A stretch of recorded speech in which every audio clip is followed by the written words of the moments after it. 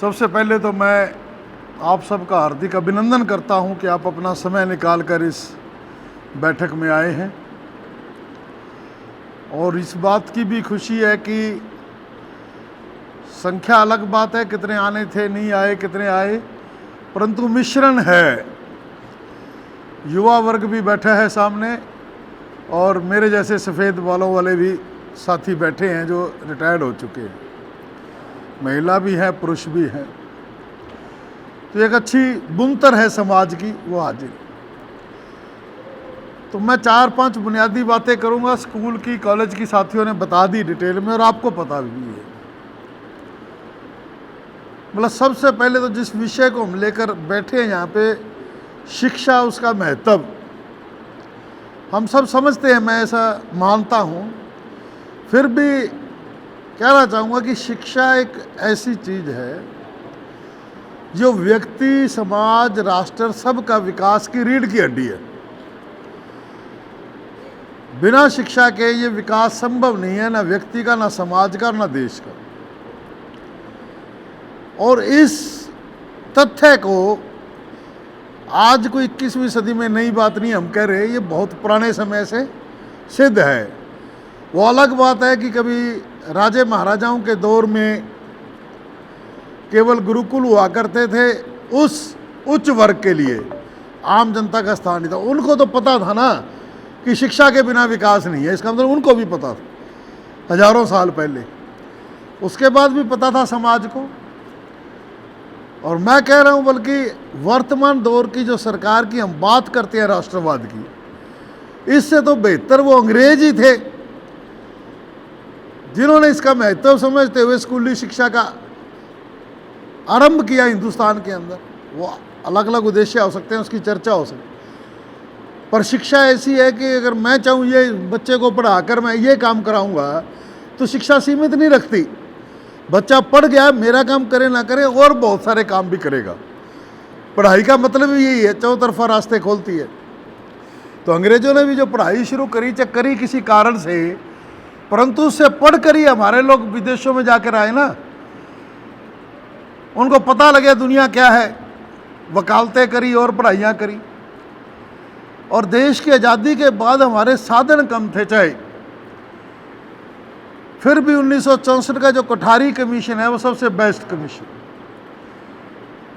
पूरी डिटेल कहने का समय नहीं है, ना जरूरत है, परंतु एक लाइन है कोठारी कमीशन का, अगर सार निकालते हैं ना, उसका मतलब था कि स्कूल बच्चे के पास जाएगा।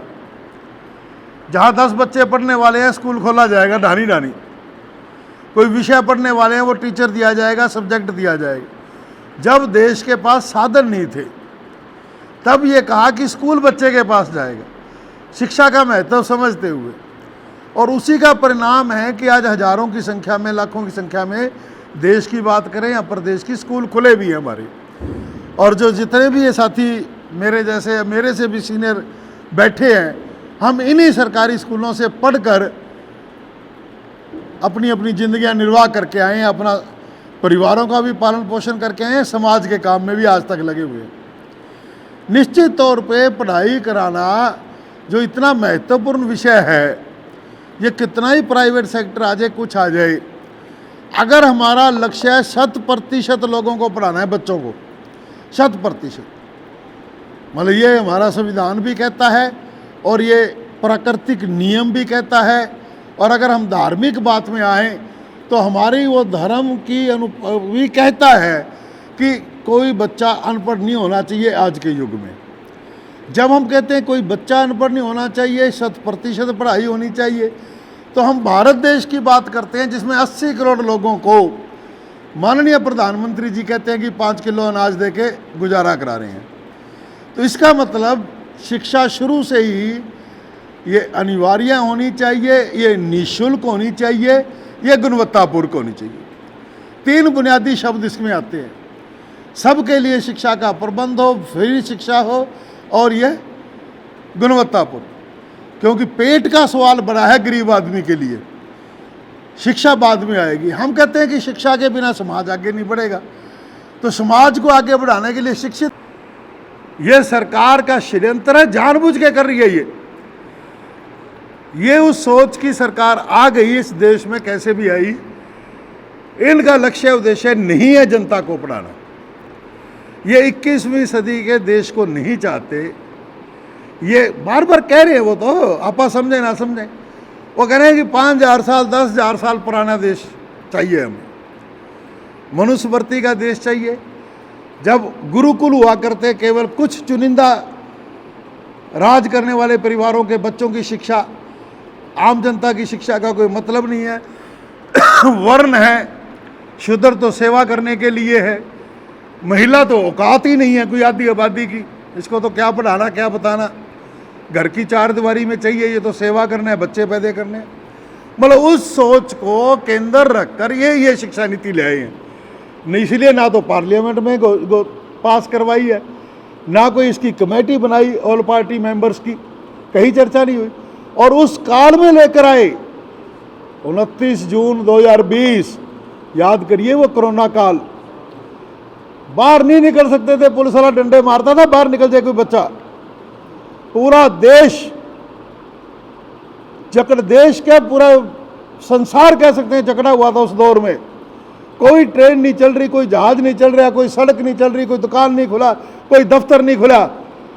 उस समय 29 जून 2020 को ये शिक्षा नीति की घोषणा करी उन्होंने। उस दौर में सरकार को चाहिए था लोगों को रोजी रोटी का प्रबंध करे, लोगों का स्वास्थ्य का प्रबंध करे, लोग कैसे इस महामारी से बाहर आएंगे, वो चिंताएं नहीं है। मौका सही है। उसी दौर में 3 काले कानून पास किसानों के, उसी दौर में शिक्षा नीति पास, उसी दौर में लेबर कोड पास, मजदूरों के जो सब अधिकार थे। तो मौके का फायदा ये है, मोदी जी का ये फायदा उठाया। तो बात ये है, लंबी चर्चा ना करते हुए, समय का अभाव है, कि ये जो हो रहा है सरकार अपनी रणनीति के तहत कर रही है, पर हमारा क्या दायित्व है। बहुत साथियों ने बताया लगे हुए हैं अलग अलग संगठनों के नाम पे। मैं भी एक जिम्मेवार पद पे हूँ, school teacher federation of India, पूरे हिंदुस्तान के टीचर यूनियनों का। हम उसी दौर से लगे हैं। 2015 में आए थे 13 पॉइंट। 2014 के चुनाव प्रचार में बीजेपी का प्रचार था कि नई शिक्षा नीति लेकर आएंगे। 15 में 13 बिंदु जारी किए, हमने कमेटियां बनाई, चर्चा करी। उस टाइम शिक्षा मंत्री थी, उसको हम मिलकर आए, स्मृति ईरानी को, 13 बिंदुओं पे जवाब दे के आए पार्लियामेंट में। परंतु पहले काल में इतनी हिम्मत नहीं जुटा पाए कि अभी राज जमाना है, ड्राफ्ट तक जारी नहीं किया। लोग कह रहे थे ड्राफ्ट जारी। दूसरे काल में जब और वोट भी बढ़ गई, सीट भी बढ़ गई, अपनी सीट ज़्यादा आ गई, आने के 1 हफ्ते बाद 2019 में ड्राफ्ट जारी कर दिया, सुझाव ले लिया, और 20 के अंदर ही आपको पता है शिक्षा नीति मैं कह रहा हूँ जारी करें। तो सरकार अपने मनसूबों पे लगी हुई है। हम क्या करें, हमारा दायित्व क्या बनता है। हम पढ़ लिख गए, हम समझ गए इन बातों को। तो जिस समाज ने हमें पढ़ाया, सरकारी क्षेत्र के अंदर पढ़ाया, हमारे लिए कोई ये कह दे रहा, मैं इस बात में बिल्कुल विश्वास नहीं करता कि मेरे माँ बाप का ब्यों था और मेरा दिमाग था मैं पढ़ गया। बड़ी छोटी सोच। ये समाज का काम है। किसी अनपढ़ मजदूर ने मेरे लिए तख्ती बनाई, किसी ने चाक बनाया, किसी ने ब्लैक बोर्ड बनाया, किसी ने कमरा बनाया, किसी ने किताब छापी, मैं कहीं पढ़ा, कोई अध्यापक आया, किसी ने चपरासी ने घंटी बजाई, किसी ने कुछ कराया। मतलब बहुत बड़े समाज का योगदान है। इसलिए मैं कहता हूँ कि प्राइवेट संभव नहीं है। इतने विस्तृत विषय हैं, 70, 80, 900 कितने विषयों की पढ़ाई कर लो। तो जिस समाज ने मुझे पढ़ाया, मुझे काबिल बनाया, मैंने अपनी ज़िंदगी जी ली, अपने बच्चे पढ़ा लिए, या मैं पढ़ रहा हूँ, आगे आने वाले दौर में मैं क्या करूँ, ये दायित्व की बात। तो मैं समझता हूँ हम अलग अलग लगे हुए हैं, चाहे अध्यापक हैं, चाहे छात्र हैं, चाहे कॉलेज के हैं। हम ये महसूस करते हैं हरियाणा के लेवल पे कि जितने भी बुद्धिजीवी आ सके, संगठन के रूप में, व्यक्तिगत रूप में, हम इकट्ठे होकर एक और अभियान चलाएं।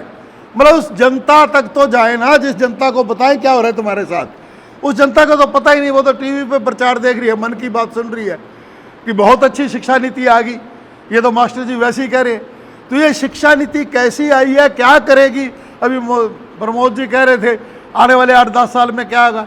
अगर ये सरकार ऐसे ही रही, ये हालात चलते रहे, तो बिल्कुल आज़ादी से पहले वाली साक्षरता दर रह जाएगी, कोई पढ़ाई का नाम नहीं रहेगा, बेरोजगारी बढ़ेगी। तो हमारा अभियान ये है कि हम जनता के बीच में जाएं ज़्यादा से ज़्यादा। और जहाँ तक मैं वैसे ठीक है STFI का पदाधिकारी हूँ हरियाणा।